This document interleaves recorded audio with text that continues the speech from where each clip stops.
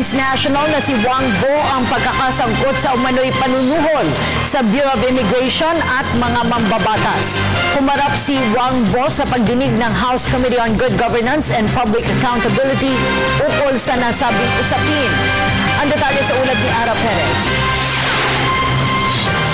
How about payola or bribery by you or through your representative allegedly given to the members of House of Representatives?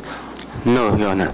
Walang payola, sabi ng di umano'y syndicate na si Wang Bo, na siyang sentro sa di umano'y panunuhol sa ilang mga kongresista upang ipasa ang panukalang Bangsamoro Basic Law.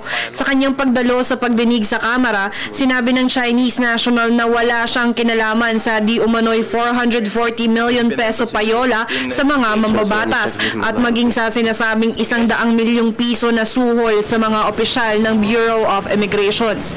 Ayon kay Wang Bo, sa isang ELC technology company siya konektado. Taliwas sa ulat ukol sa 100 million peso drug syndicate ng Chinese national. Samantala, binigyan ni Representative Barzaga ng ultimatum ang journalist na si Christine Herrera hanggang sa susunod na pagdinig upang pangalanan ang mga opisyal na di umano'y nakatanggap ng sinasabing ang barya-baryang suhol mula kay Wang Bo. Kapag hindi niya isiniwalat ang kanyang sources, maaaring ma-cite for contempt si Herrera na siyang unang naglabas ng expose ukol sa di umano'y panunuhol.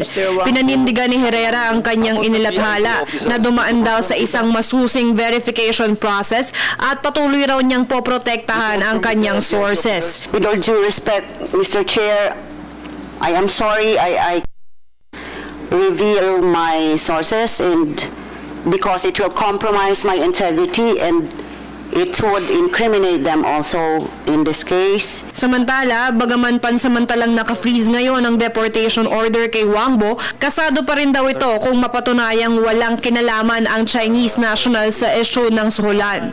Ikinabahala ni Justice Secretary Leila de Lima na tila nagiging modus na ng mga sindikato ang paggawa ng kaso sa isang bansa upang maantala ang kanilang deportation. This act of bribery, if proven true, the course of the investigation has now formed the basis for preventing or delaying further the already delayed deportation of Mr. Wang Bo. Para sa Telebisyon ng Bayan, Ara Perez.